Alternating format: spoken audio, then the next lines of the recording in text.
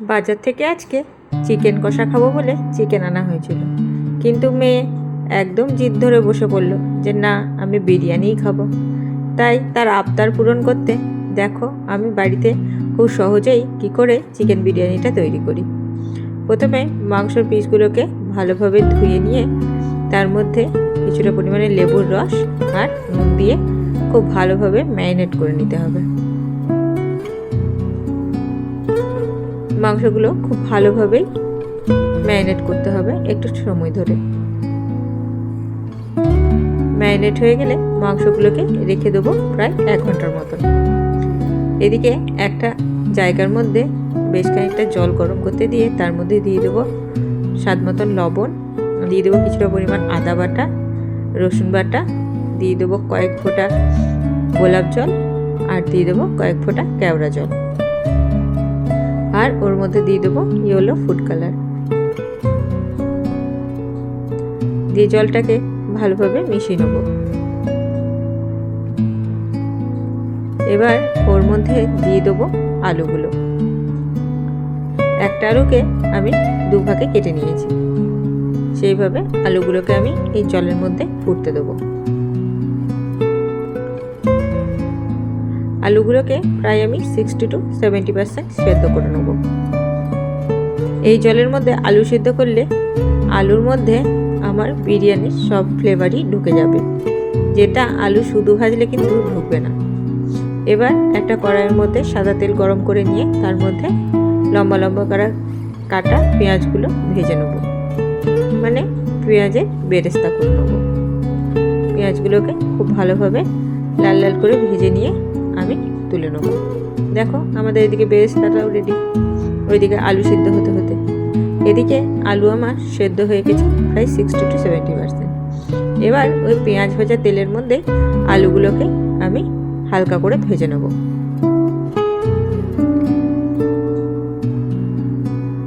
দেখো আমার আলুগুলো হালকা করে ভাজা হয়ে গেছে। এবার আলুগুলোকে আমি তুলে রেখে দেবো।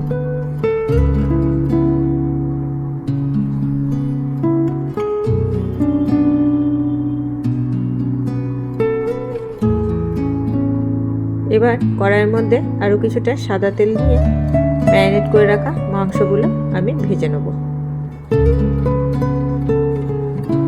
আমি বিরিয়ানির মাংস সবসময় ভেজেই রান্না করি, তাহলে মাংসর মধ্যে যে একটা স্মেল থাকে সেই স্মেলটা আর বিরিয়ানিতে পাওয়া যায় না। এবার ওই মাংস ভাজা তেলের মধ্যেই দিয়ে দেবো কুচিয়ে রাখা পেঁয়াজ। পেঁয়াজটা খুব ভালোভাবে লাল লাল করে ভেজে নিয়ে দিয়ে দেবো আদা বাটা, দিয়ে দেবো রসুন বাটা। আর আদা রসুনটাকেও খুব ভালোভাবে পেঁয়াজের সঙ্গে ভেজে নেব। খুব ভালোভাবে পেঁয়াজের সঙ্গে আদা রসুনটা ভাজা হয়ে গেলে ওর মধ্যে দিয়ে দেবো কিছুটা পরিমাণে বিরিয়ানি মশলা। আমি যে বিরিয়ানি মশলাগুলো বাজারে কিনতে পাওয়া যায় আমি সেই বিরিয়ানি মশলা ইউজ করি, ঘরে আমি বিরিয়ানি মশলা বানাই না। বিরিয়ানি মশলাটাকে দিয়ে খুব ভালোভাবে মশলাটা কষাবো। এবার দিয়ে দেবো স্বাদ মতন লবণ, আর দিয়ে দেবো অল্প পরিমাণে হলুদ গুঁড়ো, আর দিয়ে দেবো ঝালের জন্য কিছুটা পরিমাণে শুকনো লঙ্কা গুঁড়ো। আমি এখানে কাঁচা লঙ্কা ব্যবহার করিনি, শুকনো লঙ্কাই ব্যবহারটা করেছি। এবার ভালো করে মশলাগুলো কষানো হয়ে গেলে দিয়ে দেবো অনেকটা পরিমাণে টক দই। টক দইটা যেহেতু আমি আগে থেকে ফেটিয়ে নিইনি, সেহেতু গ্যাসের ফ্লেমটা লো করে খুব ভালোভাবে মশলার সঙ্গে মিশিয়ে নিয়েছি। দেখো এরকমভাবে কন্টিনিউ ভালো করে দই মিশিয়ে নিলে কিন্তু দইগুলো আর দলা পাকিয়ে যাবে না, কিংবা দইটা ফেটেও যাবে না। দেখো আমাদের দইটা খুব ভালোভাবে মশলার সঙ্গে মিশে গেছে। এবার ভেজে রাখা চিকেনগুলো দিয়ে খুব ভালোভাবে আমি মশলাটা কষিয়ে নেব।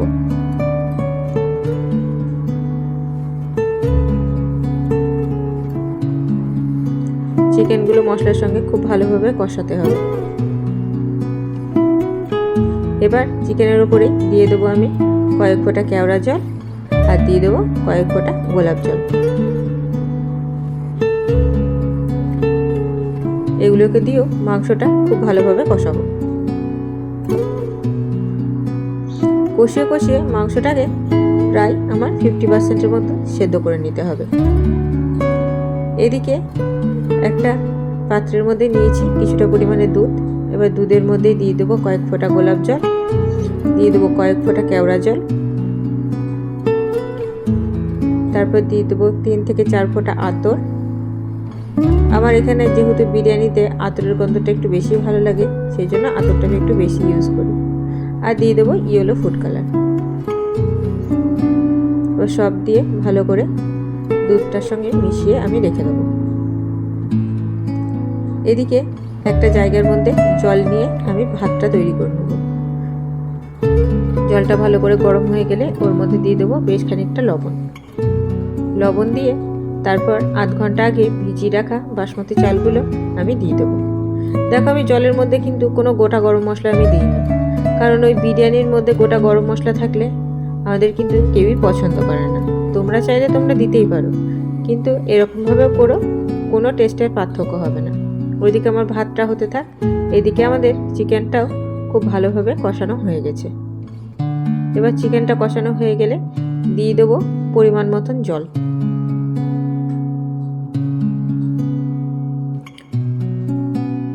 এবার জলটা দিয়ে মাংসটাকেও ঠিক 60 to 70% সেদ্ধ করব। আমাদের তো 50% সেদ্ধ হয়ে গেছে কষিয়ে।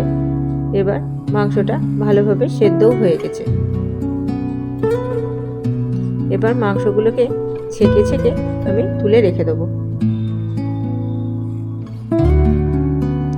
এবার যে মাংসের ঝোলটা থাকবে সেটাকে একটা ছাঁকনির সাহায্যে ছেঁকে নেব।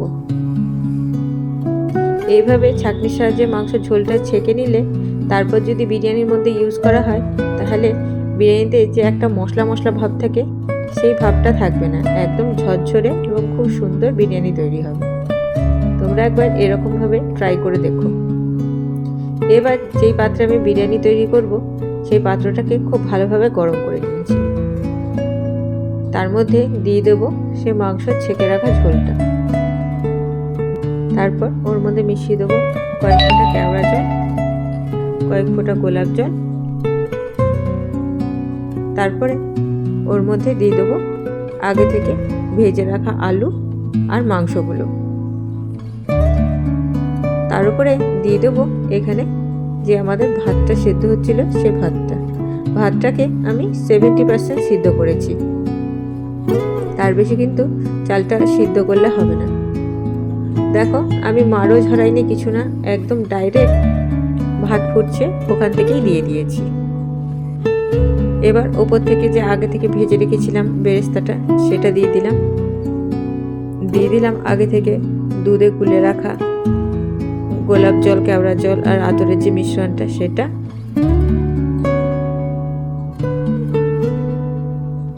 দিয়ে দেবো কিছুটা পরিমাণে বিরিয়ানি মশলা,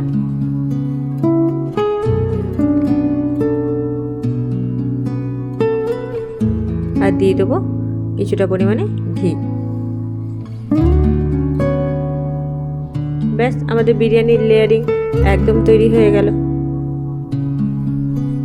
এবার একটা গ্যাসের মধ্যে বসিয়ে দেবো চাটুটা ভালোভাবে গরম হয়ে গেলে এবার যে বিরিয়ানির জায়গাটা সেটা আমি বসিয়ে দিলাম, দিয়ে ঢাকা দিয়ে দিলাম। এই ঢাকার মধ্যে একটা ছিদ্র আছে, এই ছিদ্রটাকে আমি লবঙ্গ দিয়ে ভালো করে বন্ধ করে দিলাম যাতে এই বাষ্পটা বেরিয়ে না যায়। এবার বিরিয়ানিটা আধ ঘন্টা আমি দমে দিয়ে দিয়েছি। দেখো কত সুন্দর আমাদের আধ ঘন্টার মধ্যে বিরিয়ানিটা কত সুন্দর তৈরি হয়ে গেছে। দেখো চালগুলো কত সুন্দর ঝরঝরে হয়ে গেছে। দেখো লাগছে তো একদম লোভনীয়। তাহলে দেখলে ঘরে কত সুন্দর এবং কত সহজেই এই বিরিয়ানি তৈরি করা যায়। অনেকে ভাবে বিরিয়ানি তৈরি করতে প্রচুর হ্যাচাল, হাতের সামনে সব জিনিসপত্রগুলো জোগাড় থাকলে বিরিয়ানি করা খুবই সহজ। তাহলে আমার যদি এই রেসিপিটা তোমাদের ভালো লেগে থাকে তাহলে বাড়িতে প্লিজ একবার এরকমভাবে বিরিয়ানি ট্রাই করো। আর আমার চ্যানেলটাকে লাইক, শেয়ার, সাবস্ক্রাইব করে আমার পাশে থেকো। Thanks for watching.